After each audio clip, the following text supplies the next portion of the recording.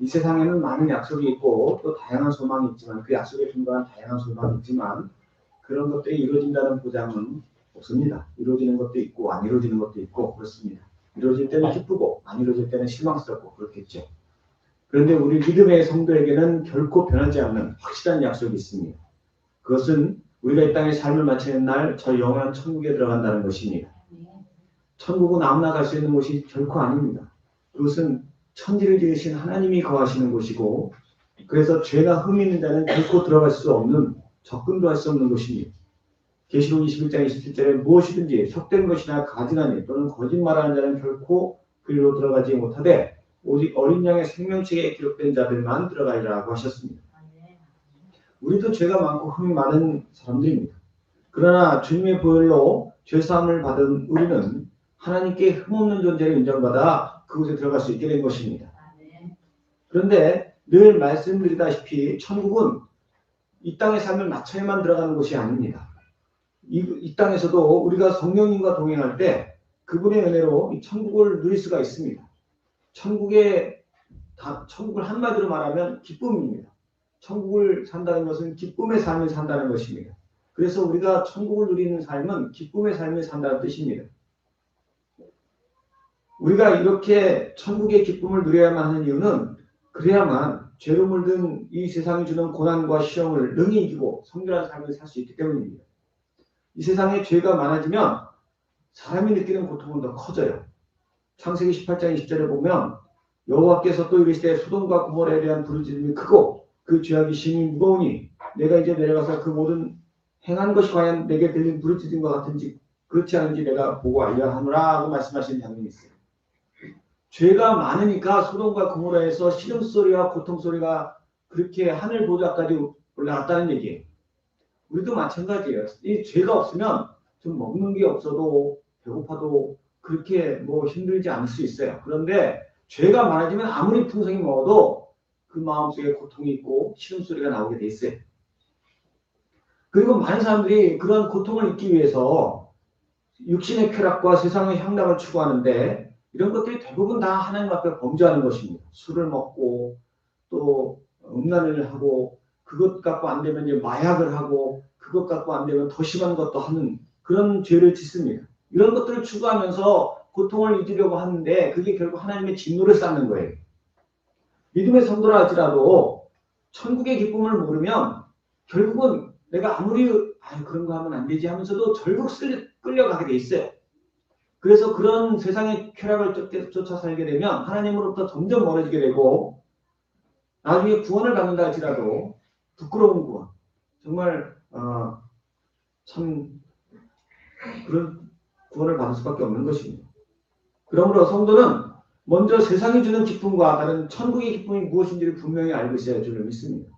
또 그것을 알고 추구하는 삶을 살아야 할 줄로 믿습니다. 그럴 때 우리는 세상을 능히 이길 수 있는 참된 성도로 살아가는 것입니다. 그러면 이 믿음의 성도가 마땅히 누려야 할 천국의 기쁨은 어떤 기쁨입니까? 오늘 말씀을 통해서 세 가지를 생각해 보기 원합니다. 첫 번째로 천국의 기쁨은 진정으로 귀하고 값진 것이 무엇인지를 깨닫는 기쁨입니다.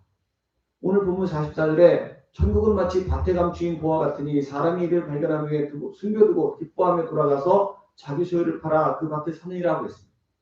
또 45절 이하에서는 천국은 마치 좋은 진주를 구하는 장사와 같으니 극히 값진 진주 하나를 발견하며 가서 자기 소유를 다 팔아 그 진주를 사느니라 하고 있습니다. 사람이 가장 기쁜 것 중에 하나가 새로운 사실을 발견하는 거예요. 아르키메데스라는 고대 시랍의 철학자가 있었어요. 근데 어느 날 왕이 그를 불렀어요. 그러면서 두 개의 왕관을 보여주면서 이거 하나는 진품이고 하나는 이거 보고 그대로 만든 건데 이 진짜는 순금으로 만들었는데 이거는 순금인지 아닌지 잘 모른다. 다른 금속이 섞였을지도 모른다. 네가 확인해봐라. 그러는 거예요. 그런데 다른 금속이 들어갔으면 이게 크기가 조금 다르든가 무게가 조금 다르든가 그 차이가 있겠죠. 겉으로 봐서는 도저히 구분이 안 돼요. 크기는 구분할 수가 없으니까 저울로 달아보면 똑같아요. 그러니까 다른 금속이 있는지 없는지를 무게로는 알 수 없고 다른 금속이 있으면 이게 조금 더 클 텐데 그걸 어떻게 알 수 있을까 고민을 하다가 어느 날 도저히 답을 못 찾아서 아르키메데스가 목욕을 하러 갔는데 머리를 식혀. 물속에 딱 들어가는 순간 물이 찰찰찰 넘치는 거예요. 아, 그때 깨달았어. 야, 왕관을 물속에 넣어보면 알겠구나. 이 순금물에 왕관을 넣어보고 그 다음에 이 두 번째 왕관을 넣어봐서 똑같은 물의 양이면 크기가 다 똑같다는 뜻이니까 둘 다 순금으로 만든 거겠네.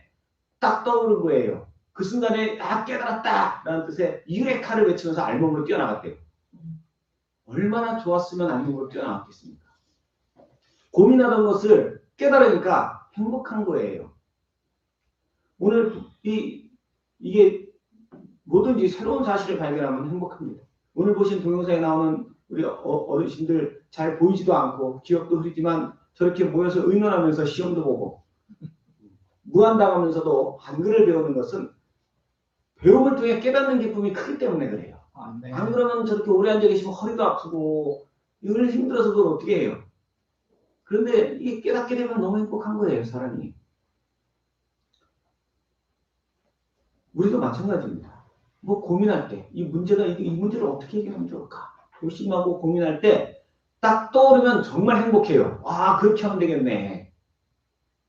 우리 피조물인 사람이 이 세상을 살아가면서 발견해야 가장 큰 진리는 예수님이십니다. 네. 실제로 많은 사람들이 이 예수님을 발견하고 기뻐하며 즐거워했습니다.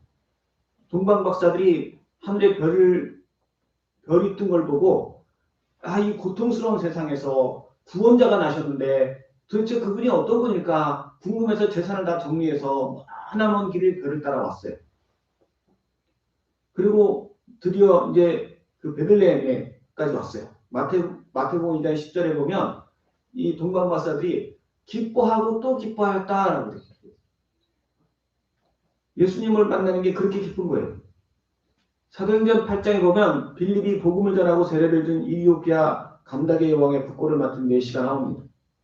그는 이디오피아 사람이었지만 하나님을 믿는 사람이었어요. 그래서 예루살렘에 가서 예배를 하고 고국으로 돌아가는 길에 마차 안에서 예수님에 관한 선지자 이사야 선지자의 글을 읽으면서 이게 무슨 뜻일까 궁금했어요.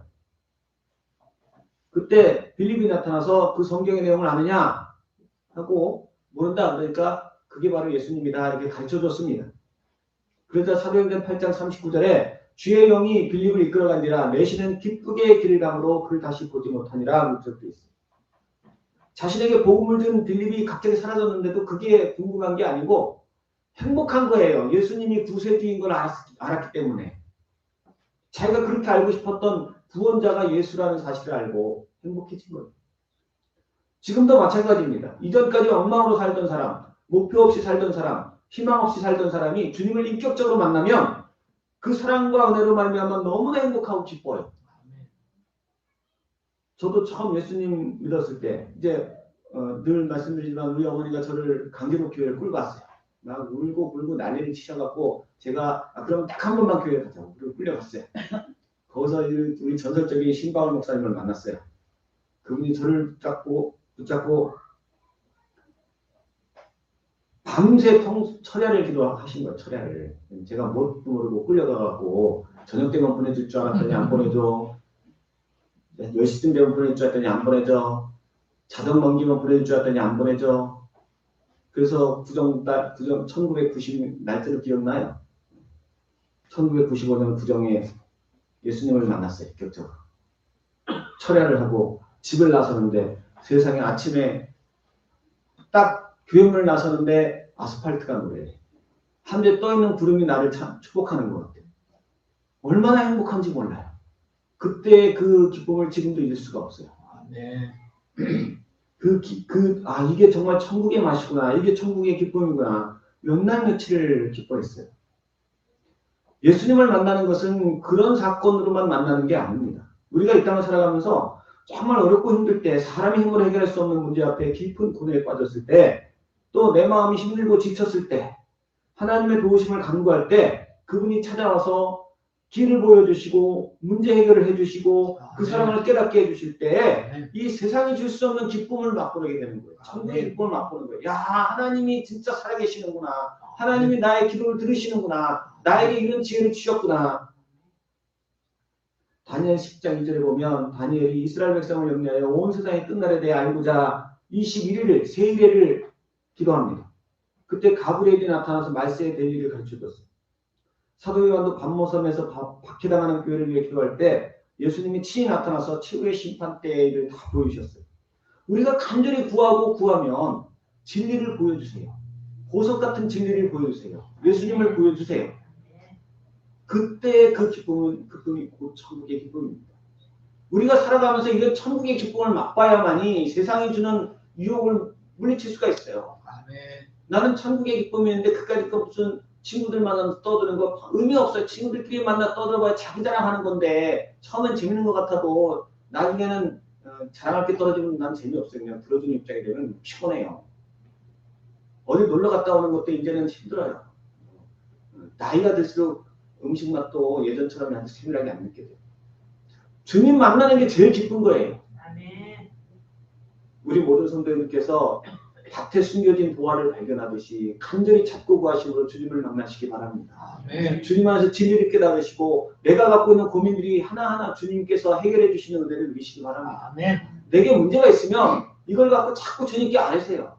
간절함으로 안 하세요. 자꾸 안 하세요. 반복적으로 안 하세요. 그래서 주님이 딱 깨닫는 순간에 문제가 해결되는 게 기쁜 게 아니고 주님이 내 기도를 들어주셨다는 그 기쁨이 훨씬 더 커요. 보화를 찾는 기쁨이. 우리 모든 성도님들에게 그러한 기쁨이 날마다 넘치기를 주의 이름으로 간절히 축원합니다. 아멘. 두 번째로 천국의 기쁨은 그렇게 발견한 진리를 위해서 내 모든 것을 실행할 수 있게 됨으로 인해 얻어지는 기쁨입니다. 오늘 보면 44절 후반절에 사람이 이를 발견한 후 순교르고 기뻐하며 돌아가서 자기 소유를 다 팔아 그 밭에 샀느니라. 또 46절에서는 극히 값진 진주 하나를 발견하며 가서 소유를 다 팔아 그 진주를 샀느니라 하고 있습니다. 그것이 너무 귀해서 자기 소유를 다 팔아 샀다는 거예요. 그러면은 자기 소유를 다 팔 때 이 사람들이 아유 아까워 이러면서 팔았겠어요? 보화를 얻을 수 있다는데 이거 팔아서 빨리 가서 보화 사야지. 이거 팔아서 빨리 그 값진 진주 사야지. 그러면서 행복해하면서 팔았을 거예요. 그게 정말 행복이에요. 그게 정말 즐거움이에요. 사람들은요, 이 사람들처럼 누구나 자기 소중한 것들을 값지게 쓰고 싶어 해요. 그게 본능이에요. 제가 10년은 아니고 한 3, 4년 동안 어렸을 때 큰 대리석음품이 하나 있었는데 어렸을 때 그 3, 4년 동안 거기다가 동전을 모았어요. 그게 굉장히 컸어요. 제가 제 어렸을 때 기억으로는 꽤 컸어요. 저게 다 찰 수 있나 싶었는데 어느 날 꽉 차더라고요. 그래서 저걸 배를 따갖고 저걸 뭘 할까 고민했어요. 어느 날 집에 갔더니 어머니가 이거 주시면서 네 마음대로 써 그러시더라고요. 정말 그랬더니 정말이래. 그래서 딱 바라보는데 굉장히 가벼워. 배가 따졌어. 그래서 집어던지면서 웃었던 기억이 나요. 어머니가 야 너를 위해서 다 저금통장에 넣었어. 그렇게 위로해 주셨는데 너 나중에 커서 내가 좋은 걸 사줄게. 근데 그 돈 어디 갔는지 몰라요. 다 그렇게 되는 거예요. 아니 그게 이렇게 한 푼 두 푼 모아서 한 3년 4년 모았다. 길게 10년 모았다. 그거를 나중에 커서 유흥비를 쓰는 사람이 있습니까? 아마 거의 없을 거예요. 그거 술 마시러 가는데 써야지 하는 사람은 거의 없을 거예요. 자기가 소중하게 모았기 때문에 그렇게 쓰고 싶지는 않아요. 고민하다가 이제 잘하는 경우에 불우이웃돕기 성금으로 내는 사람도 있고 또 저처럼 이제 저금통장에 넣고 다음에 쓸 기약을 하다가 잊어버리는 경우도 있고 그렇게 쓰겠죠. 저금통뿐입니까? 농부가 정성스럽게 농사를 지어 수확을 하고 나면 수박이든 옥수수든 고구마든 아주 탐스럽게 자라는 것은 내가 안 먹어요. 잡수시에요? 못 먹어요. 아까워서. 갖다 팔든지. 파는 것도 그냥 신앙이 좋으신 분은 목사님 갖다 드려요. 하나도 안 갖다 주시더라고요. 저는 제 생각에는 튼실한 게 안 나온 거다 생각을 하고 있어요. 자기 정성과 마음이 든 것은요. 함부로 허비되기를 원하지 않아요. 많은 부모님들이 딸을 시집보낼 때 눈물을 흘립니다. 왜 그럴까요? 정성껏 키운 그 딸을 시집보낼 때 그 좋은 날이잖아요. 왜 그럴까? 저는 잘 모르지만 추측하기는 대개 어머니들은 금이야 오기야 키운 딸이 이제부터 한 남편의 아내로, 며느리로 밥하고 빨래하고 청소하고 고생할 거 생각하니 눈물을 흘리시는 것 같아요. 근데 아버지는 제가 조금 이해할 것 같아요. 아버지들 중에 혹시 딸을 씻보내면서 눈물을 흘리시는 분이 계시다면 그것은 정말 금이야 오기야 키운 딸을 저런 소도둑 같은 놈한테 보낸다 생각하면 눈물이 나는 거예요. 제가 그럴 것 같아요. 제 생각에. 정확하게 그날이 돼봐야 알겠습니다. 정성껏 키웠는데 한만 생각해도 사위는 내 딸보다 밑지다고 생각하는 거예요. 사실은 저쪽도 똑같은 생각하고 있는 거예요. 이뿐만 아니라 내 인생에서 얼마나 소중한 게 많습니까? 내게 주어진 시간들이 얼마나 아깝습니까? 근데 어렸을 때는 그게 소중한지 몰라요. 그래서 세상을 즐기고 육신을 즐기고 그렇게 썼는데 나이가 들어서 그 가치를 깨닫게 되면 그 삶을 후회하는 거예요. 아, 그때 그렇게 쓰지 말고 공부를 조금 더 열심히 할 걸. 좀 더 의미 있게 살 걸. 근데 주님을 모르면요. 그렇게 살아도 또 후회해요. 그 정도 갖고는 이게 안 되는 거예요. 금이야 오기야 키운 딸도 흘러가는 내 인생의 시간도 주기 싫어도 어쩔 수 없이 주고 빼앗기기 싫어도 어쩔 수 없이 빼앗기는 것처럼 우리는 어쩔 수 없어요. 그런데 이렇게 귀한 것들을 정말 귀하고 값진 존재에게 드릴 수 있다면 그건 참 복된 겁니다. 그리고 바로 예수님이 내 생명을 포함해서 나의 소중한 모든 것을 드리기에 합당한 분이심을 믿습니다. 물론 우리가 믿음이 적을 때는 이러한 사실을 깨닫지 못해요. 그래서 주일 헌금도 아까워하면서 드리죠. 일주일에 한 번 주일 예배 드리는 것도 아까워하시죠. 그런 분 한 분도 없는 줄 내가 믿습니다. 이 자리에는 한 분도 없는 줄 제가 믿습니다. 그런데 그렇게 아까우면서 드려도 그래도 감사한 거예요. 그거는. 왜냐하면 나중에 이제 믿음이 자라서 주님의 소중함을 알게 되면 야 그때 내가 아까우면서 드렸어도 잘했다. 아, 좀 더 드릴 걸. 아, 내가 그때 시간을 좀 더 드릴 걸. 내 헌신을 좀 더 드릴 걸. 그래도 그때 그만큼이나 드린 것 감사하다. 그럴 때가 오실 거예요. 천국에 가면 그때 확실하게 깨달아지실 거예요. 억지로라도 드린 게 감사한 거예요. 그런데 만약에 성령 충만함으로 내가 그걸 분명히 알아. 주님이 정말 귀한 분이야. 그래서 내가 그분께 11조를 드리고 그분께 내 마음을 드리고 그분께 내 헌신을 드리는 것을 합당하신 분. 이게 깨달아지면요. 너무 행복해요. 마가복음 14장 3절 이하에 향유옥합을 깨서 예수님의 머리에 부어드린 여인의 얘기가 나옵니다. 그 여인이 막 달달 떨면서 아까워 죽겠네 정말 어떻게 하면 조금 덜 드릴까 이러면서 드렸겠어요? 아니에요. 그에게 있어서 예수님은 자기 죄를 사하신 너무나 귀하신 분이에요. 이런 분에게 이런 걸 드릴 수 있다는 게 너무 감사해요. 그러면서 드리면서 행복해서 드린 거예요. 그건. 우리가요. 우리에게 소중한 것 정말 값진 것을 드릴 수 있는 걸 찾아내는 게 정말 행복한 거예요. 내 소중한 것을 바칠 수 있는 것을 찾아내는 것은 인생의 최고의 복이에요. 우리의 천국의 기쁨이라는 것은 바로 내게 예수님이 있다는 것. 내 인생을 드릴 그분이 있다는 것. 그것을 알게 된 거예요. 우리 모든 성도님들께서 예수님이 존귀한 분이시고 내 인생을 드릴 만한 분이시라는 사실이 더 깊이 믿어지시기 바랍니다. 이게 안 믿어지면 뭐 하나 이렇게 드리라고 해도 아깝다는 생각이 먼저 드실 거예요. 괜찮아요. 그래도 드리세요. 아까워도 드리세요. 나중에 잘했어 그때 하는 그런 때가 올 거예요. 그러나 내 마음에 아깝다는 생각이 든다면 하나님 내 믿음이 아직도 이거밖에 몰라요. 아직도 예수님을 이거밖에 몰라요. 하나님 내가 예수님을 더 알기 원합니다. 하나님 날마다 구하세요. 그래서 깨달아지면 이제는 감사하면서 드릴 수 있을 뿐 아니라 그 감사가 넘쳐서 천국의 기쁨이 될 겁니다. 천국의 기쁨을 누리시는 우리 모든 성도님 되시기를 예수님의 이름으로 간절히 축원합니다. 마지막으로 천국의 기쁨은 진리와 거짓이 분별됨으로 얻어지는 기쁨입니다. 오늘 본문 47절 48절에 예수님은 또 천국은 마치 바다에 치고 각종 물고기를 모는 그물과 같으니 그물이 가득하면 밀가루 끌어내고 앉아서 좋은 것은 그릇에 담고 못된 것은 내버리니라고 말씀하셨습니다.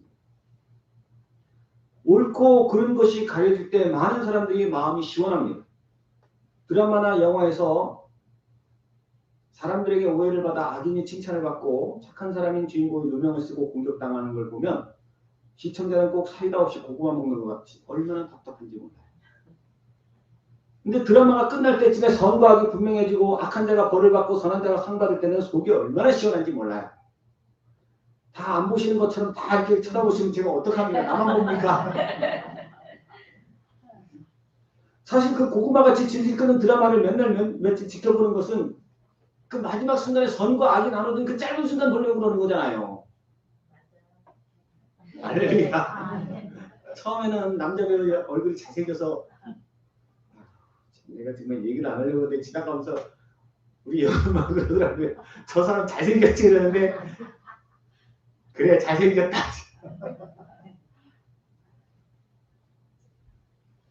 우리 예수님보다 잘생겼겠습니까? 하물며 드라마도 아니고 현실 속에서 나는 나름대로 선하게 살려고 애쓰고 수고하는데도 사람들이 나를 오해하고 악한 취급하고 조롱하고 또 내가 볼 때 저 사람은 분명히 잘못 살고 있는데 사람들이 막 그를 칭찬하고 선하다고 그러면 정말 괴롭고 힘들 거예요. 그게 한 번, 두 번도 아니고 몇 날, 며칠, 몇 년, 몇십 년 이렇게 살면요. 속 터질 거예요. 복장이 터질 거예요. 난 왜 이렇게 사나? 그리고 많은 사람들이 결국은 그래서 아유 나도 저 사람처럼 살아야지. 내가 왜 이렇게 살아? 그리고 저 사람처럼 사는데 내가 그 사람처럼 사는 순간 사람들이 다 나를 이렇게 이상해. 그 사람은 그렇게 살아도 욕을 안 하는데 왜 나는 그렇게 살면 욕을 하지? 그게 참 희한해요. 우리 믿음에서 이거 그렇게 살면 안 돼. 끝까지 다른 길을 가야 돼요. 세상의 죄를 관영할수록 그런 경우는 점점 더 많아질 겁니다. 그로 인해 더 많은 사람들이 억울해하고 원통해할 것입니다. 더 나쁜 것은 이 세상에서는요. 악한 것과 선한 것이 끝내 판가름 나지 않아요. 다 그렇게 흙 속으로 들어가고 말 거예요. 죽을 때까지 억울함 풀리지 않아요. 왜냐하면 이 세상에는 선한 것 자체가 없기 때문입니다. 아무리 사람들이 선하다 주장해도 절대 선이신 하나님 입장에서 볼 때는 다 악할 뿐이에요. 그래서 예수님께서 요한복음 16장 8절에서 그가 와서 죄에 대하여 악에 대하여 의에 대하여 심판에 대하여 세상을 책망하시리라.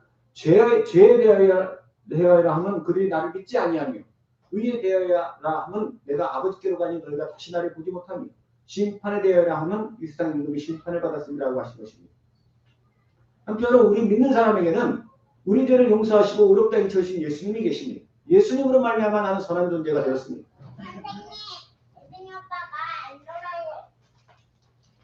그리고 그분은 마지막 때에 다시 이 세상에 오셔서 심판하시고 당신이 의롭게 하신 그 자녀들을 모아 천국으로 인도하실 것입니다.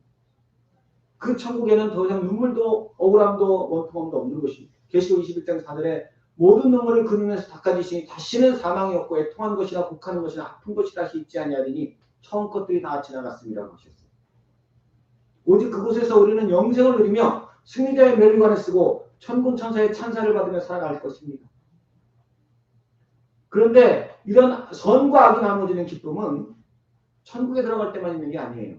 우리가 천국에 들어갈 때는 정말 드라마의 마지막 순간처럼 막 기쁘고 감사하겠지만 이 세상에 살아갈 때에도 이렇게 선과 악이 나눠지는 순간들이 있어야 돼. 그래야 우리가 세상을 이길 수 있어요. 성경에 보면 열왕기상 18장 19절에 보면 엘리야 선지자가 아하방을 만나 갈멜산에서 바알과 아세라 선지자들과의 대결을 벌입니다. 이때 이 둘의 대결을 지켜보기 위해서 온 백성들과 왕이 왔어요. 그러면서 그들 생각에는 바알과 아세라 신을 섬기는 자들이 이길 것이다. 왜냐하면 숫자도 많고 잘생겼고 똑똑한 사람들만 뽑아놨고 엘리야는 시커멓게 털도 많고 못생겼고 씻지도 못하고 낡고 초라하고 혼자고 그런데 이쪽이 잘생기고 숫자가 많고 흰옷 입고 선하고 이쪽은 털옷 입고 털도 많고 시커멓고 못생겼고 혼자고 이건 악한 쪽이고 라고 생각했는데 엘리야가 얼마나 속상했겠어요. 하늘에서 불을 내려주셔서 여호와 하나님이 참신임을 보여주옵소서. 어떻게 됐습니까? 하나님이 악과 선을 확실히 나눠주셨어요. 850명이 다 기손으로 끌려가 다 목이 잘려 죽었어요. 악인들이 받는 심판을 받았어요. 엘리야가 얼마나 통쾌했겠습니까? 열왕기상 18장 46절에 보면 그가 얼마나 기뻤든지 허리를 동이고 이스라엘로 들어가는 곳까지 아하방의 마차 앞을 달려갔다. 마차 앞을 뛰어갈 정도로 그 먼 거리를 달려가면서 행복해하는 모습을 볼 수 있습니다. 우리 성도님들도 이런 기쁨을 맛보시기 바랍니다. 우리가 악한 권세를 이길 때 하나님이 나를 의롭다 인정해 주실 때 그 기쁨은 천국의 기쁨이에요. 예수님께서 병자를 고치실 때마다 병자들마다 어떤 생각을 갖고 있냐면 그때 당시 유대 사회에서는요. 이 사람이 병에 걸린 거는 죄를 져서 병에 걸렸다는 그런 개념이 있었어요. 그러니까 이런 사람들은 막 대외 활동도 하기 힘들었고 다른 사람들 다 성전 가서 하나님 앞에 예배할 때 자기는 하나님께로부터 버림받은 존재, 하나님 앞에 예배도 할 수 없는 존재라고 하는 인식이 있었어요. 악한 존재. 내가 죄 안 졌으면 우리 부모님이 죄를 졌기 때문에 이런 일을 당합니다. 그런데 예수님이 그들을 만나주시고 고쳐주시면서 깨끗게 하셨습니다. 귀신이 떠나고 눈먼 자가 일어서고 앉은 뱅이가 회복됐어요. 예수님이 그들을 고치셨다는 것은 그들이 옳다고 인정해 주신 거예요. 너희들의 죄가 사함받았다라고 선언해 주셨어요. 그들이 얼마나 행복했겠어요. 야, 내가 이분을 보니까 하나님의 아들 같은데 이분이 나를 옳다고 인정해 주셨어. 나는 악한이 아니야. 나는 옳은 사람이었어. 이 천국의 기쁨을 맛봤을 거예요. 예수님이 그 사역을 하셨어요. 그런데 예수님께 은혜를 받지 못한 사람들도 있어요. 바리새인과 서기관들, 그분을 배척하는 자, 그분을 믿지 않은 자, 이들은 그분께 아무것도 얻지 못했습니다. 자신들은 정결례를 지키고 안식일을 지키고 스스로 금식하면서 의롭게 살려고 몸부림쳤다고 생각하면서 나는 선인이고 나는 종교 지도자고 나는 하나님을 대표하는 사람이고 나는 선한 사람 중에 선한 사람이야 라고 생각했지만 예수님은 그들을 회칠한 무덤이라고 하셨어요. 스스로만 자기 생각. 나는 선한 존재야. 비록 그들에게 천대받고 무시당하고 배척당했다 할지라도 예수님을 의지하여서 그 믿음으로 선하다 인정받고 치유받고 고침받은 천국 백성들이 천국의 기쁨을 누리는 것입니다. 오늘날도 우리는 마찬가지입니다. 우리가 주님께 의롭다 인정받지 못하면 내 안에는 천국의 기쁨이 있을 수가 없어요. 세상 사람들이 나를 아무리 다 인정해주고 사람들이 다 나를 칭찬해준다 할지라도요. 주님이 나를 인정해 주셔야 돼요. 말씀 읽을 때, 예배 드릴 때, 찬송할 때 주님이 찾아와셔서 내 마음을 위로해 주시고 내가 너를 안다.